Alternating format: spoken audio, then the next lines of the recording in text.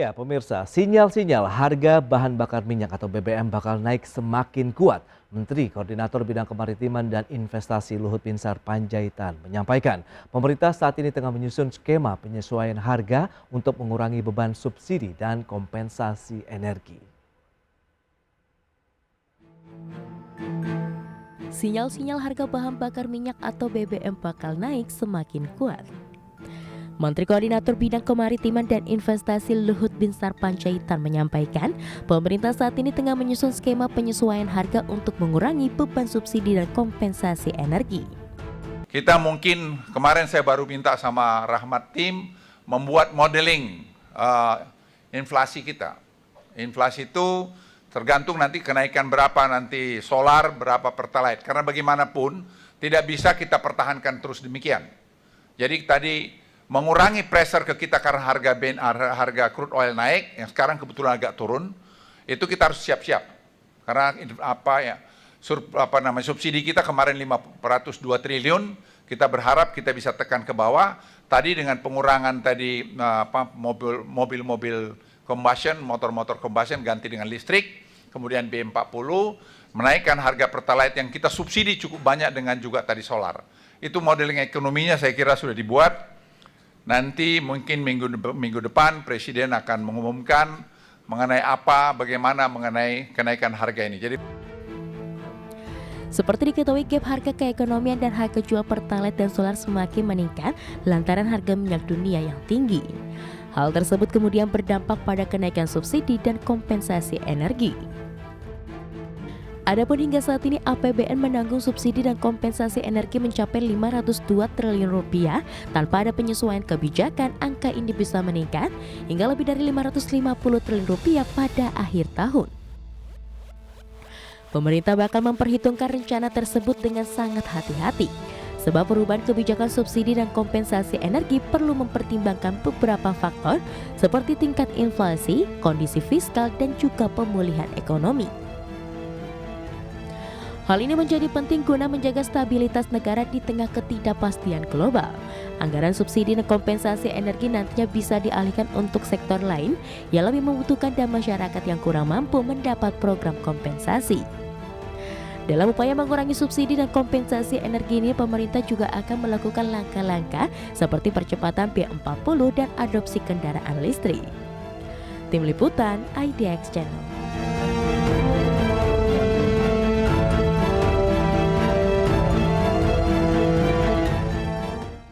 Baik pemirsa, untuk membahas tema kita hari ini, menakar dampak ekonomi kenaikan harga BBM bersubsidi, kita sudah tersambung melalui Zoom bersama dengan Bapak Fitra Faisal, Direktur Eksekutif Next Policy.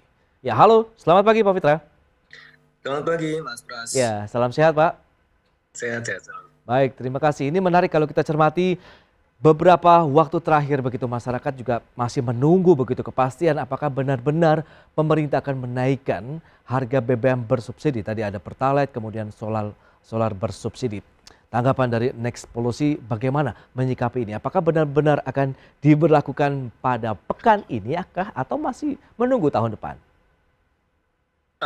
Ya, jadi ketika itu sudah diumumkan memang seharusnya dilakukan.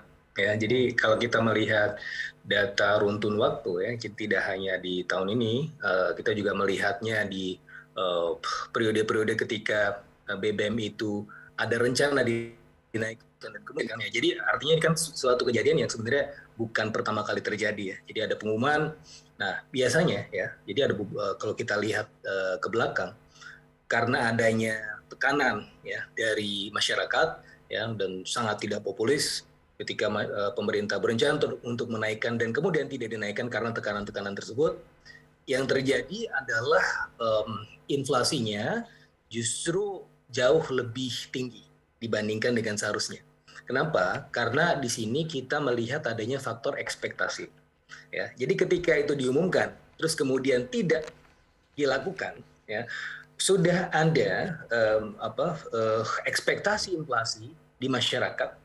Ya, artinya ke dalam hal ini kalau kita lihat secara real, produsen sudah mulai kemudian mengantisipasi kenaikan harga ya dengan menaikkan harga-harga di masyarakat dan seterusnya. Dan pada akhirnya ini membentuk ya inflasi yang liar ya di Oke. masyarakat karena efek pengumuman tersebut. Ketika ini kemudian tidak kemudian dilakukan segera. Akhirnya apa? Akhirnya ketika ini tidak dilakukan dan pada saatnya ingin dilakukan lagi, ya ongkosnya sudah sangat besar. Ya, faktor pembentuk ekspektasi inflasi itu sudah kemudian berjalan secara liar, gitu ya. Nah ini yang apa namanya pesan kami ya, kepada pemerintah bahwa kalau sudah diumumkan, ya dilakukan. Gitu. Kalau enggak ya lebih baik tidak diumumkan. Gitu. Oke, itu dia yang memang dikhawatirkan adalah tadi ekspektasi terjadinya inflasi yang liar yang seperti Anda katakan karena memang ini akhirnya ada spekulasi di sana begitu baik dari produsen ataupun pelaku usaha terkait dengan barang-barang yang mereka jual kepada konsumen ataupun masyarakat di Indonesia. Tapi kalau kita bicara mengenai timing ini, Pak Fitra, menurut Anda begitu apakah sudah tepat? Dengan beban subsidi 502 triliun yang sering kali disampaikan juga oleh pemerintah, ini sudah saatnya kita juga mengurangi beban subsidi dan yang pasti ini memberatkan APBN kita begitu, Pak Fitra. Iya, ya, perlu dibedakan antara subsidi dengan dana kompensasi. Ya. Meskipun secara semantik ini hal yang sama. Oke. Ya, tetapi kalau kita bicara subsidi itu kan berarti kita ada angkanya gitu ya di APBN. Nah kalau kita lihat subsidi saja secara proporsional dibandingkan dengan keseluruhan ditambah dengan dana kompensasi, ini sebenarnya tidak terlalu besar. Yang besar ini kan dana kompensasinya. Ya, dana kompensasi ini kan ketika pemerintah dalam hal ini membantu Pertamina ya untuk kemudian mengatasi selisih harga. Jadi Pertamina kan menjualnya dengan harga di bawah harga keekonomian, oleh karenanya dia harus menanggung ongkos tertentu yang mana itu menjadi beban di saat ini ya, dan pemerintah akan bayarkan di masa mendatang. Dan itu tidak ada konsensusnya mau dibayar kapan, bisa 2 tahun 3 tahun ke depan. Jadi kalau kita bicara di overall konsep mengenai subsidi dan dana kompensasi seperti itu. Tapi kalau kita anggaplah dana kompensasi itu juga termasuk dalam definisi subsidi secara semantik, maka ya memang sangat besar gitu ya. Jadi meskipun memang dampaknya tidak segera dalam konteks APBN, tapi kan biar bagaimanapun ini juga harus dibayar ke Pertamina. Artinya yang tadi potensi 500 bahkan 600 triliun ini akan sangat membebani APBN di masa mendatang. Dan oleh karenanya saya rasa sudah saatnya pemerintah memang enough is enough gitu ya. Jadi karena apa? Karena faktor yang membuat harga BBM ini naik kan ini faktor yang tidak bisa dikontrol. Sehingga kalau misalnya kita kemudian mengangkernya dengan APBN, ini suatu hal yang sebenarnya ya pada akhirnya akan menjadi besar dan tidak terkontrol gitu. Lebih baik ya kalau kita bicara memang mengenai subsidi ya, lebih baik subsidinya ke orang bukan ke produk. Kenapa? Karena subsidi ke orang itu jauh lebih jelas datanya. Meskipun tentu selalu ada inclusion dan exclusion error. Artinya kalau ada yang misalnya kalau kita bicara bansos atau ada yang seharusnya masuk tapi nggak masuk. Ada yang kemudian dia masuk meskipun dia sebenarnya tidak berhak dan seterusnya. Tetapi itu jauh lebih bisa untuk dikontrol ketimbang kita subsidi pada produk ya, subsidi dalam hal ini subsidi BBM. Ya, itu dia. Yang khawatirkan memang adalah tidak tepat sasaran begitu yang selama ini selalu juga dikeluhkan oleh pemerintah. Baik. Karena Pertamax juga masih disubsidi, Mas Pras. Kalau kita lihat harga Pertamax juga kan dibandingkan dengan di pom bensin yang lain ya, di luar Pertamina itu kan masih lebih murah. Oke, ini menarik. Tapi kita akan jeda dulu sebentar ini, Pak Fitra, terkait dengan apakah benar-benar timingnya sudah pas begitu, sudah tepat apabila kita memang segera melakukannya di pekan ini. Kita akan bahas nanti di segmen berikutnya dan pemirsa tetaplah bersama kami. Baik pemirsa, terima kasih Anda masih bergabung bersama kami dalam Market Review dan berikut ini kami sampaikan infografik untuk Anda. Yang pertama kita akan cermati dari realisasi subsidi energi di Indonesia. Ya, seperti yang bisa Anda saksikan, ini kita lihat dari tahun 2018 sampai dengan 2021. 2018 tercatat 145,1 triliun, kemudian 2019 120 triliun rupiah, kemudian di tahun 2020 95,7 triliun, dan di tahun 2021 lalu tercatat 131,5 triliun rupiah. Lantas bagaimana dengan pergerakan harga BBM Pertamina? Ini kita lihat dari Pertamax Turbo tercatat Rp17.900 per liter, kemudian Dex Lite Rp17.800 per liter, Pertamina Dex Rp18.900 per liter, kemudian Pertamax Rp12.500, kemudian Pertalite Rp7.650 per liter, dan Solar Rp5.150 per liter. Dan selanjutnya kita akan cermati dari sisi harga minyak mentah Indonesia. Ya, kita lihat pergerakannya dari Maret, April, Mei, Juni sampai dengan Juli tahun ini. Tercatat tertinggi di bulan Juni 117,62. Kemudian di bulan Juli kita lihat 106,73 untuk pergerakan harga minyak mentah Indonesia. Dan selanjutnya kita akan cermati dari penyaluran BBM subsidi hingga Juli 2022. Pertalite untuk penyaluran 16,8 juta kiloliter, sementara kuota yang ditetapkan 23 juta kiloliter. Sementara untuk biosolar, penyaluran 9,9 juta kiloliter, sementara kuota 14,9 juta kiloliter. Baik, kita akan lanjutkan kembali perbincangan bersama dengan Bapak Fitra Faisal, Direktur Eksekutif Next Policy.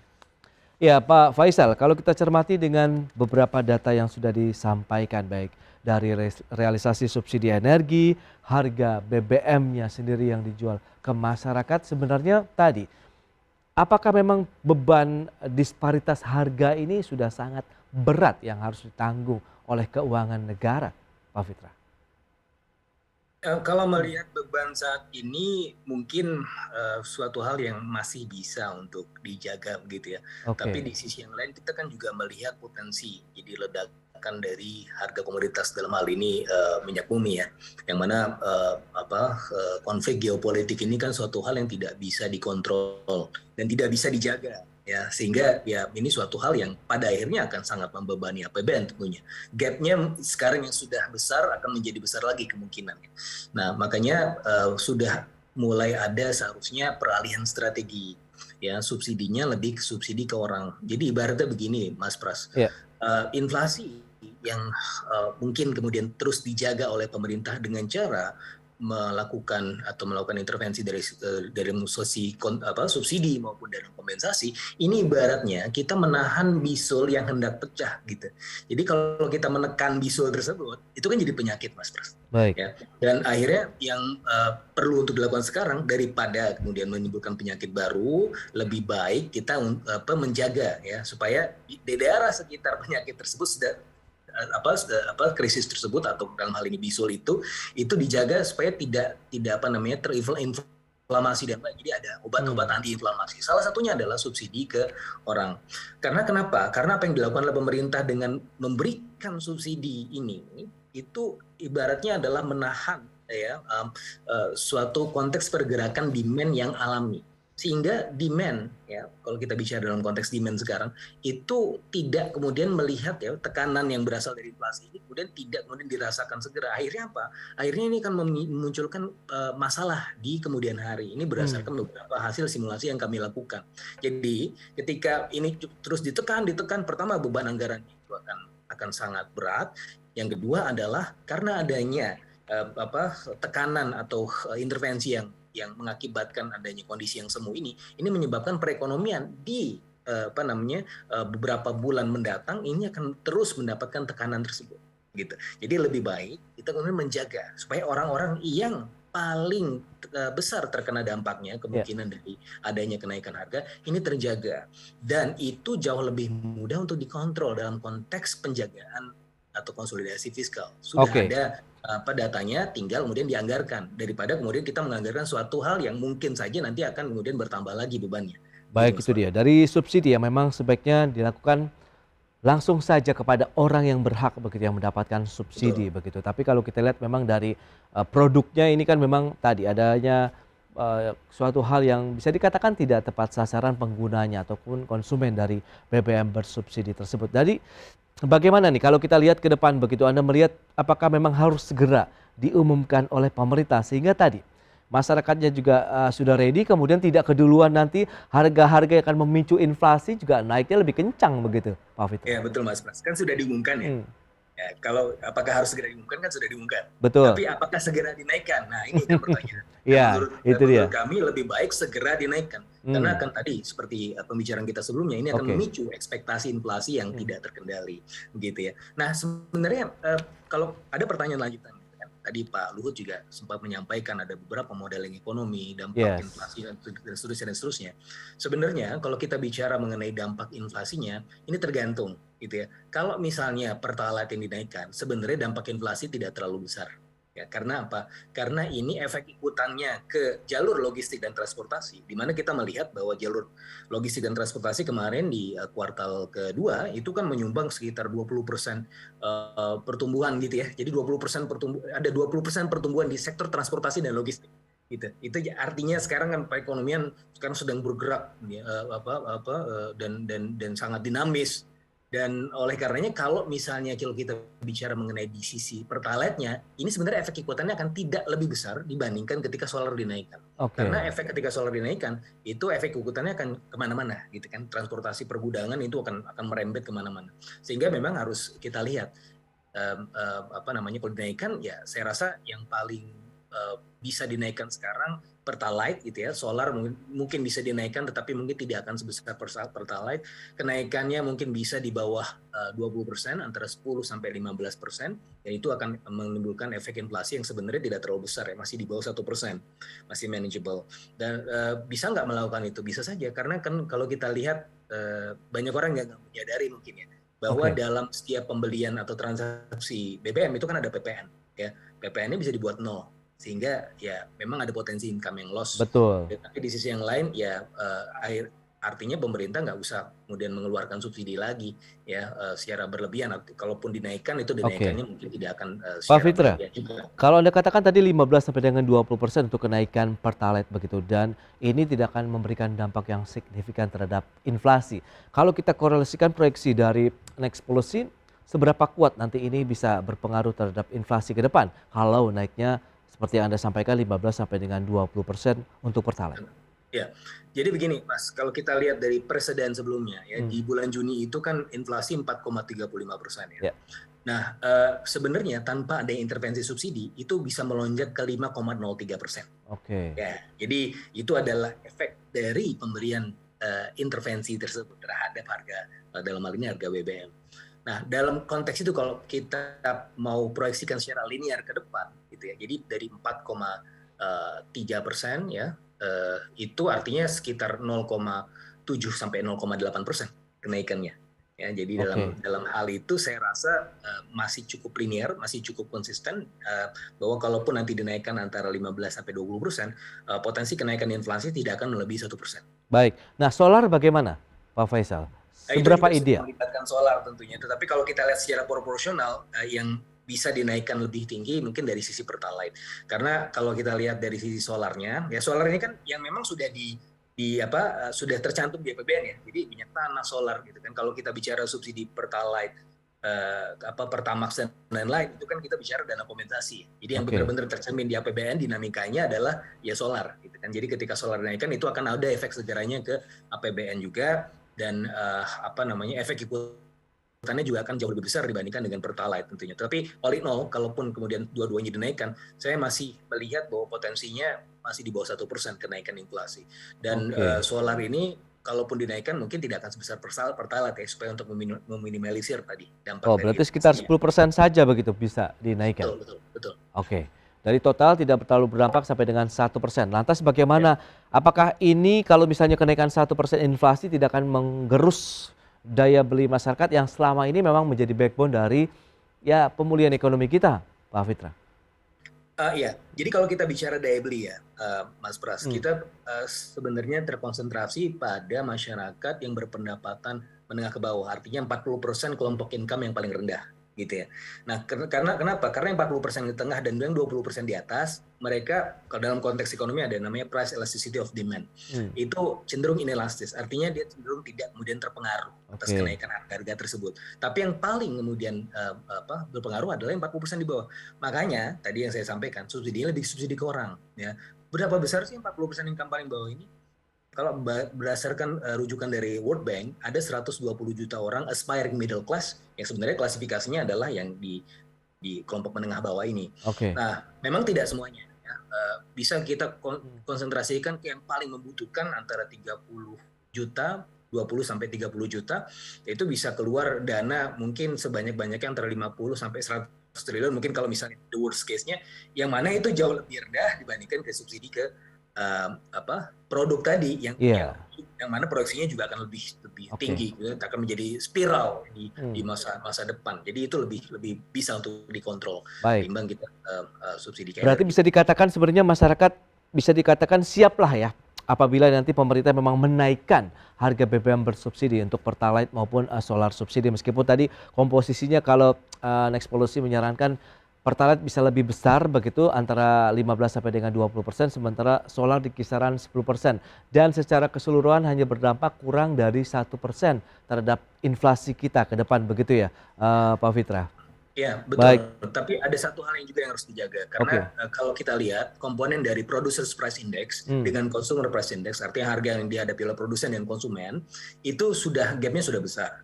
Dan menurut simulasi kami juga menunjukkan bahwa ini probabilitas ini ditransmisikan ya ke konsumen itu di kuartal ketiga di tahun ini, artinya ya sudah mulai nih di periode kuartal ini ya gitu ya. Jadi produsen ini sudah tidak mampu lagi untuk meningkatkan atau menahan kenaikan harga-harga. Selama ini yang mereka lakukan adalah membuat kemasannya lebih kecil sebagai shrinkflation.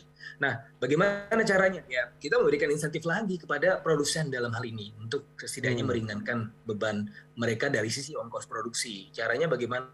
Itu banyak intervensi fiskal yang mana ini jauh lebih tepat guna ketimbang kita subsidi langsung ke energinya. Baik, strategi buka tutup nampaknya apabila ada satu masalah kita coba mengatasinya juga dengan tadi pemberian insentif yang bisa mengurangi beban lagi apabila harga harus dinaikkan kepada konsumen, tadi paling tidak naiknya tidak terlalu tinggi begitu ya Pak Fitra ya.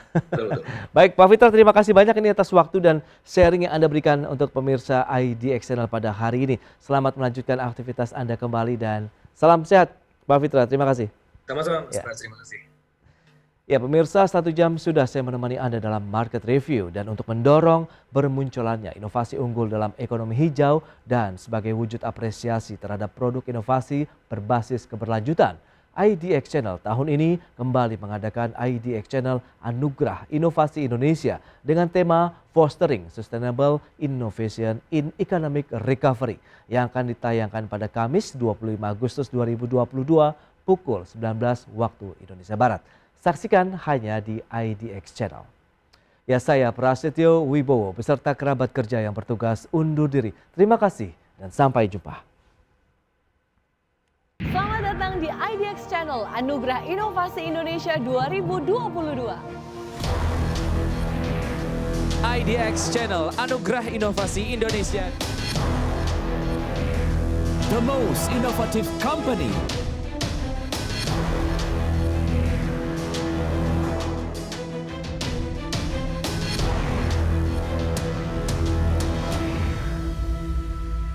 IDX Channel Anugerah Inovasi Indonesia tahun 2022 adalah suatu ajang penganugerahan dan apresiasi kepada perusahaan-perusahaan yang telah menunjukkan inisiatif inovasi yang unggul, berdampak luas, dan berkelanjutan.